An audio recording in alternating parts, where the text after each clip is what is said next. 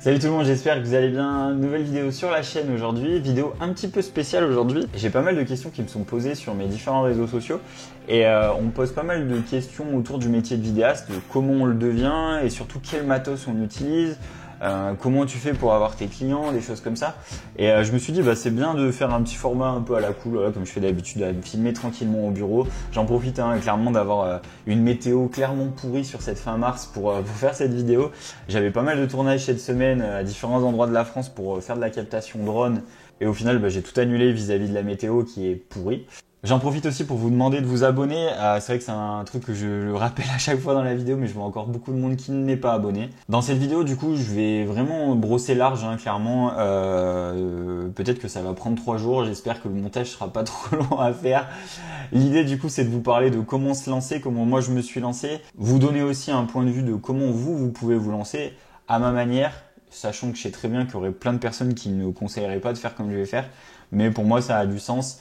Donc voilà, un avis parmi tant d'autres que je vais vous donner. Et puis après, vous parler un petit peu plus de matos, le matériel qui est vraiment devenu un sujet important et puis parfois même trop important, alors qu'il y a beaucoup d'autres choses à privilégier. Et l'autre aspect pour moi, c'est vraiment l'aspect marketing, relationnel, etc., qui est clairement le plus gros facteur que vous allez avoir à gérer dans un métier de vidéaste. Donc voilà, un petit peu tous ces sujets-là. Et puis voilà, je vous souhaite une bonne vidéo et puis j'espère que je vais pas trop raconter ma vie. On va du coup parler un petit peu de comment démarrer. Alors moi de mon côté comment j'ai démarré et c'est ce que je vous conseillerais aussi de démarrer. La plupart des gens qui démarrent ce métier de vidéaste, à 90% du temps, c'est des gens qui sont passionnés par la photo ou la vidéo, ou du moins qui y portent déjà de l'intérêt depuis quelques temps. Ça, pour moi, ça apparaît pas comme ça. On ne devient pas passionné de faire du drone ou faire de la vidéo sur un instant T comme ça. Donc voilà, avant toute chose, c'est que vous êtes passionné et donc ça, c'est pour moi le point le plus important. Avant de vraiment vous lancer, ça va vraiment être de gérer et de faire des projets personnels. Ça, pour moi, c'est le point clé et c'est comme ça que j'ai démarré. C'est que j'ai avant tout commencé avec des projets personnels autour du drone. On peut dire projet, mais au final, c'est des fois juste d'aller faire un shooting en extérieur pour, je sais pas, un morceau de nature, un ami à ses parents, un ami qui a une entreprise, des choses comme ça, d'aller lui faire un petit peu de contenu, donc du contenu qu'on va appeler personnel. C'est des projets qu'on va mener soi-même et qu'on va même pas forcément avoir de facturation. Pour moi, ça c'est le premier point clé pour vraiment créer de la matière autour. Et démarrer déjà un petit peu votre réseau aussi, parce que ça aura vraiment du sens de faire grandir vos médias personnels grâce à vos projets. Voilà, ça va vraiment vous apporter une légitimité. Vous serez plus à l'aise aussi quand vous aurez vos vrais premiers clients. Donc ça vraiment c'est le premier point que je tiens à vraiment annoncer à tout le monde. C'est vraiment le truc, c'est faites des projets personnels. Je vois encore beaucoup de gens qui me posent des questions sur les réseaux sociaux et en fait au final c'est des gens qui ont même pas de contenu sur les réseaux. Alors j'explique pas que c'est des gens qui ont peut-être d'autres comptes que je ne vois pas, mais pour moi quelqu'un qui au moins sollicite ou au moins a des questions dans ce sens-là et des questions qui sont déjà très très poussées dans la réflexion. Pour moi ces personnes-là, il faut absolument que vous passiez le cap de faire du contenu personnel. Vous pouvez pas vous dire je me lance et j'ai que dalle derrière à proposer. Les gens viennent chercher déjà un savoir-faire généralement et surtout, il y a un gros sujet aussi qui est important, c'est qu'on est vraiment nombreux à faire de la vidéo et encore plus nombreux à faire de la photo et en plus de ça, on a un autre sujet à l'heure actuelle qui rentre en compte, c'est que on a beaucoup de personnes qui sortent d'écoles de community management et finalement, ça devient un petit peu bouché. Donc ces personnes-là, parfois, se mettent en freelance et deviennent aussi photographes vidéastes. Faut vous dire qu'il y a vraiment du monde et ce qui va vous démarquer, c'est vraiment le savoir-faire que vous avez déjà présenté en amont. Et en allant voir un client, le client, la première chose qu'il va vouloir faire, c'est de regarder ce que vous êtes capable de faire. Et forcément, si vous avez rien, ça va être plus compliqué à la différence de quelqu'un qui viendra peut-être avec d'autres arguments et qui aura surtout des médias à lui proposer, à lui montrer et répondre directement à son besoin. Donc voilà, s'il y a vraiment un truc à retenir avant que je m'éparpille trop, c'est clairement faites des projets personnels. J'ai été le premier à vivre ça et c'est ce qui a fonctionné de mon côté. Je continue à en faire malgré que j'ai du chiffre d'affaires, donc ça, vraiment cibler cette chose-là si vous voulez vous lancer. Le deuxième point que j'ai aussi à vous présenter, donc c'est l'aspect matériel. L'aspect matériel qui est tellement large, en fait, on pourrait se poser la question, mais oui, je veux me lancer, et ça rebondit un petit peu avec ce que je vous ai parlé un petit peu avant. vous n'avez pas spécialement besoin du dernier appareil photo, du dernier drone pour pouvoir faire du contenu. Ça aussi, c'est des questions pour moi qui sont très présentes. Est-ce que si j'achète ce drone-là, je vais pouvoir faire des choses professionnelles? Pas du tout en fait. Alors forcément, ça va vous aider. Mais on peut voir des gens, je peux prendre l'exemple concret, qui utilisent du très gros boîtier vidéo ou alors des très gros drones et au final en fait n'ont pas déjà de contenu perso. Et en plus de ça, en fait la qualité, je connais des gens qui bossent avec des Mini 4 Pro ou avec des vieux boîtiers qui font aussi bien le taf et franchement ça se ressent même pas et voir que c'est même plus joli parce que il y a eu toute une réflexion qui a été faite sur l'image, etc. L'aspect colorimétrie aussi qui a été bien poussé. Et voilà, donc focalisez-vous pas sur le matos, clairement, commencez avec du matos d'entrée de gamme, ça peut le faire, même si j'aurais tendance à vous dire que oui, si vous avez un aspect professionnel qui va rentrer en compte, il y a forcément besoin d'avoir des boîtiers qui sont un petit peu plus intéressants. Je vais prendre l'exemple concret avec celui que je travaille actuellement et que je continue à bosser avec, qui est toujours l'A7 III. Alors forcément, j'ai des petites envies de changement cette année, mais le budget est un petit peu serré. Voilà, on peut pas forcément investir et puis surtout que moi j'ai l'autre facette drone qui me prend aussi pas mal d'investissement. Donc voilà, le boîtier pour l'instant il fonctionne très bien pour du corporate, ma cible de clientèle fonctionne très bien. Je sais que j'ai des besoins un petit peu plus maintenant où il y a de l'événementiel, donc de la basse luminosité et le capteur est un petit peu juste. Voilà, des contraintes un petit peu plus techniques. À ce moment-là, pour moi, si vous n'avez pas pour l'instant de contraintes, vous n'avez pas besoin d'avoir la dernière caméra ou le dernier drone. Je vais prendre l'exemple aussi maintenant du drone. Le Mavic 3 Pro, c'est très bien, mais vous n'avez pas besoin de ça pour commencer. En tout cas, il y a des drones qui fonctionnent très bien, comme le R2S. Si vous voulez faire du contenu professionnel avec, il n'y a pas de problème. Capteur 1 pouce, ça fonctionne très bien. L'avantage, c'est que c'est des capteurs et c'est des drones que, dans tous les cas, que ce soit négativement ou positivement, si vous n'êtes pas à l'aise en colorimétrie dans vos montages, en fait, peu importe que vous ayez un drone à 4000 euros ou un drone à 1000 euros, en fait, le résultat sera le même et vous aurez des images qui ne sont pas très belles parce qu'il n'y aura pas eu cet aspect colorimétrie qui sera venu s'appliquer et qui viendra, on va dire, embellir vos images. Donc ça, c'est vraiment le gros sujet à dire. Ne vous focalisez pas clairement sur le matos. Vous conseiller du matos, ça serait très compliqué parce qu'il y a plein de marques et il y a plein de choses. Côté drone, c'est vrai que DJI, c'est clairement les leaders et ils ont un petit peu de concurrence, mais c'est très léger. Donc moi, je vous conseille du DJI selon vos besoins. Aspect hyper important aussi, on parle du drone, mais du coup, si vous voulez faire du drone dans vos vidéos, devenez télépilote. Il y a encore beaucoup trop de vidéastes qui sont pas télépilotes et qui vendent de la prestation drone.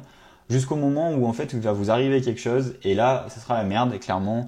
Donc cette facette là à rajouter de devenir télépilote, ça inclut d'autres choses, ça inclut des assurances spécifiques, ça inclut une RC aviation aussi. Enfin voilà, il y a plein d'autres éléments à prendre en compte. Pour moi ça a du sens de l'être ensemble, de devenir vidéaste télépilote. Peut-être que ça prend du temps ou peut-être qu'il faut commencer que par le métier de la vidéo et ensuite additionner avec du drone et devenir télépilote. Mais voilà, les choses vont ensemble et pour moi voilà ça a du sens de l'être. Je le vois dans mon métier à l'heure actuelle, le fait d'avoir la double facette et ce multifacette de créa, comme je disais au début de la vidéo, ça m'apporte vraiment en fait un plus par rapport à la concurrence et au fait aussi que mes clients en fait je leur apporte quasiment toutes les réponses qu'ils ont besoin autour d'un média complet où je suis capable de faire quasiment toute la presta. En plus de ça, j'ai la facette aussi FPV qui rentre en plus en compte et là c'est encore un plus et il y a moins de monde qui fait du FPV en France, donc ça c'est aussi important. Donc peut-être que d'un côté je vais pas être ultra spécifique dans un domaine précis. Je prends l'exemple de la vidéo événementielle par exemple ou de la photographie culinaire, des choses comme ça. Mais de mon côté, comme je suis on va dire un peu couteau suisse, ça me permet en fait de répondre à des besoins. Et en fait, ça me correspond bien. Et moi, c'est ce qui me plaît le plus dans mon activité à l'heure actuelle, c'est de pouvoir répondre à un maximum de besoins et de voir un maximum de métiers. Et c'est ça que je kiffe le plus là, si on doit se parler en 2024, c'est de vous dire que moi, je kiffe ce que je fais dans le sens où je vois jamais la même chose tous les jours. Et ça, c'est trop bien. Je pense que cette curiosité que j'ai toujours eue, elle est devenue exponentielle en fait avec mon métier. Donc voilà, ça c'est un truc aussi que j'avais envie de vous dire. Donc bref, j'espère ne pas trop m'étaler encore une fois sur le sujet. En tout cas, voilà, le matos a son importance quand même pour avoir un contenu qu'on va qualifier de professionnel. Mais maintenant, on peut faire des choses très bien avec un iPhone, on peut faire très bien des choses avec une GoPro, on peut faire des choses très belles avec un Mini 4 Pro. Voilà, je veux vraiment vous dire que le matos, c'est clairement pas le plus important. On arrive sur la dernière facette de la vidéo. qui pour moi va être la plus large. Alors j'espère que je vais pas trop m'étaler. Cette vidéo, je la construis via un petit peu un script que j'ai pensé dans ma tête, mais au final, j'aime bien y aller au feeling parce que c'est ce que j'aime le plus faire et quand j'échange avec des gens, je le fais au feeling. Donc je me dis que là, on échange entre nous et c'est peut-être le plus intéressant et d'avoir du contenu qui sort tout seul au lieu de l'avoir écrit. Donc voilà. Il y a pas mal de choses du coup autour de ce sujet. Ça va être donc l'administratif, le relationnel. On me pose aussi des questions de est-ce que je gagne de l'argent avec. Ça c'est assez drôle. Voilà, il y a pas mal de sujets autour de tout ça. Comment je suis devenu et comment j'en suis arrivé là. Est-ce que il faut du temps pour arriver à en vivre, etc. Je connais maintenant pas mal de monde dans la vidéo et chacun a un profil différent, chacun a une vie différente aussi, avec des contraintes de vie personnelles qui sont pas les mêmes et du coup il y a d'autres choses qui gravitent et qui font que on n'a pas les mêmes investissements, on n'a pas les mêmes vis-à-vis du matos aussi, on n'a pas la même vision de la vie en fait tout simplement et ça se répercute directement sur l'entrepreneuriat. Et donc voilà, je voulais raconter un petit peu tout ça à travers cette dernière partie sur la vidéo qui va pour moi être la plus longue. Pour faire simple, moi j'ai démarré du coup mon activité vraiment de vidéaste télépilote en même temps que j'étais salarié. La petite particularité c'est que de mon côté j'ai pas bénéficié du chômage pour démarrer. Donc il a fallu directement cravacher pour bosser dans le métier de la vidéo. Alors j'ai eu de la chance aussi quand même d'avoir une activité secondaire où du fait que j'avais fait 8 ans d'informatique avant, j'ai pu mettre à disposition mes services auprès d'une autre entreprise sur lequel j'ai gardé mon pouvoir d'achat et la vie de toujours en revendant mes heures de travail tout en faisant grandir mon activité. Et au bout de 6 mois, en fait, j'ai pu quasiment basculer dans quasiment que de la vidéo. Et là, maintenant, ça fait à peu près 2 ans, on va dire plutôt 1 an et demi que je suis vraiment à 100% vidéo. Donc voilà, les choses se passent plutôt bien. Le métier de la vidéo, pour en parler un petit peu, c'est un métier qui est quand même assez à vague dans le sens où vous allez avoir beaucoup de projets d'un coup et parfois un peu plus calme. Donc ça, niveau trésorerie, il faut aussi apprendre à les lisser et c'est quand même une difficulté aussi. Mais plutôt ça se passe plutôt bien de mon côté. Si j'aurais un conseil à vous donner du coup pour démarrer, ça serait peut-être d'essayer de récupérer ce fameux chômage. En France, on a vraiment de la chance pour ça. Donc si vous voulez démarrer, essayez de profiter au maximum du chômage. Ça va vous permettre déjà d'avoir la sécurité vis-à-vis de votre vie personnelle. Et en plus de ça, on va dire que tous les projets que vous allez vous lancer à travers vos premiers clients, au final, ils n'auront pas spécialement d'importance dans le sens où c'est pas eux qui vont vous faire vivre. Moi, la différence que j'ai eu un petit peu, c'est que il fallait tout de suite que mon contenu soit viable dans le sens où en fait c'était l'argent que j'allais gagner avec ces clients-là, c'était l'argent qui me faisait vivre. Et si ces clients-là revenaient pas, on se retrouvait un petit peu compliqué parce que même s'il y a toujours un essor de nouveaux clients, pour moi le plus important ça va être de trouver un vrai cercle d'entente et clairement une redondance sur l'appel de projet, que vos clients vous rappellent. Ça c'est pour moi la priorité. C'est que de créer parfois des offres aussi, hein. C'est ce que je suis en train de mettre en place à l'heure actuelle, de mettre en place des offres de suivi pour créer du contenu, parce que plus on crée cette redondance dans les mois, plus on a moins cet effet de vague sur les projets. Donc ça c'est assez important aussi à tenir compte. Alors la question de est-ce qu'on peut en vivre, bien sûr qu'on peut en vivre, et c'est là aussi qu'il y a une grosse particularité à voir, ça va être votre partie tarification. Au début forcément quand vous allez vous lancer, vous n'allez pas pouvoir appliquer les tarifs que vous voyez parce que peut-être que vous avez prospecté un petit peu autour de chez vous sur ce qui se fait déjà un petit peu en termes de tarifs. Parfois, quand vous vous lancez, c'est un petit peu compliqué de trouver tout de suite le tarif qui nous intéresse. L'avantage, c'est que si vous avez votre chômage, déjà que vous allez pouvoir un peu gratter sur les prix, sachant que il faut aussi trouver la part des choses sur ça, sur le tarif. Si vous êtes trop bas, les entreprises vont dire c'est trop bas, c'est bizarre, ça doit pas être du bon contenu. Si vous êtes trop haut, les entreprises vont dire mais non, c'est pas possible, je suis pas capable de mettre cet argent-là dans ce contenu-là pour ce besoin-là. Donc il faut arriver à trouver le bon équilibre. Pour ma part, du coup, niveau tarif, c'est un peu large et c'est un petit peu difficile de vous donner des tarifs parce qu'en fait, chaque projet est différent, chaque besoin de client est différent aussi. Donc de vous apporter une réponse pure sur combien je gagne, c'est un petit peu compliqué, ou combien je prends par prestation. Si je vous donne un exemple concret, j'ai eu un mois de janvier plutôt calme, comme beaucoup d'entreprises autour de la vidéo. Et là, depuis 15 jours, 3 semaines, on a vraiment un essor vis-à-vis du fait aussi que la météo change. Et voilà, et que les projets et les gens ont toujours besoin d'avoir du média. Donc voilà, ça avance. Donc voilà, la petite vague est là et ça continue. Enfin bref, je m'étale un petit peu encore. On va parler maintenant un petit peu plus d'un truc qui est hyper important pour moi. Ça va être votre relationnel ou l'aspect un petit peu plus de démarchage. À l'heure actuelle, pour ma part, je fais 95% de mon chiffre d'affaires sur du relationnel bouche à oreille. La plupart des clients qui viennent à moi savent déjà ce que je fais, ou m'ont déjà entendu parler, ou ont déjà vu ce que je fais sur les réseaux sociaux. Donc en fait, l'aspect commercial est simple à faire dans le sens où ils sont déjà quasiment signés même avant que je leur propose un prix. Mentalement, les gens qui viennent à vous, généralement, ils savent que vous êtes la bonne personne. Donc ça, c'est un gros point. Ce bouche à oreille va vraiment se construire avec le temps pour moi. Il va être important au début de solliciter un maximum de vos proches. Moi, j'ai eu de la chance vis-à-vis de mon cercle au niveau du sport, au niveau de mes parents. Je suis vraiment allé chercher un petit peu des axes qui étaient très proches. Et au final, avec le temps, ce réseau-là amical a fait que j'ai maillé un petit peu un réseau d'entreprises autour de chez moi pour de la création de contenu.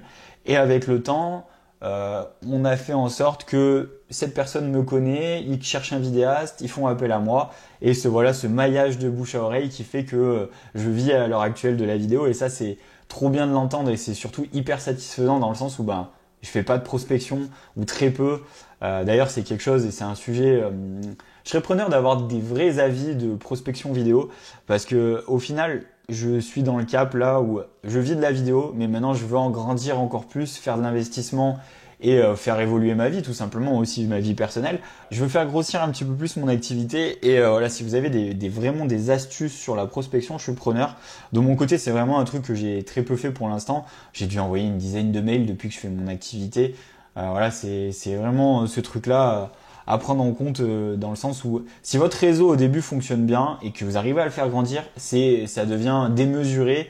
Faites grandir votre réseau dès le début, ça c'est le plus important pour moi. Il existe pas mal de choses pour le faire grandir.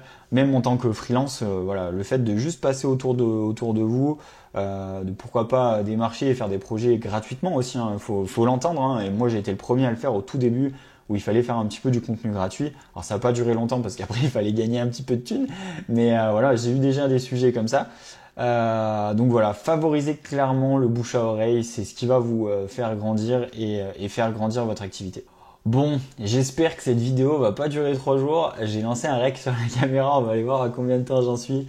En tout cas, j'espère que ce petit format vous aura plu. J'espère qu'un débat va se créer dans les commentaires. Si vous avez des questions, c'est vraiment le moment de les poser. Peut-être que je ferai une seconde vidéo avec les questions qui me seront posées. Voilà, il y a vraiment tout un sujet qui est hyper large autour du métier de vidéaste. J'espère aussi sur la chaîne vous créer des vidéos avec d'autres vidéastes qui parleront aussi de ce sujet-là, de comment eux ils le voient et comment eux ils l'ont fait grandir. Voilà, mon petit cercle amical fait que maintenant j'ai quelques personnes qui seraient à même de vous répondre sur ces sujets-là, d'avoir d'autres avis. Des avis peut-être un peu plus larges aussi et peut-être sur des structures différentes ou des façons de travailler différentes. Bon voilà, ça m'apprendra à filmer trop longtemps. Je crois que j'irai 45 minutes avec le boîtier et en fait ça s'est mis à couper. Donc vous n'avez pas la fin de la vidéo. Bon en tout cas j'espère que cette vidéo vous aura plu et moi je vous dis à la prochaine pour une nouvelle vidéo. Ciao!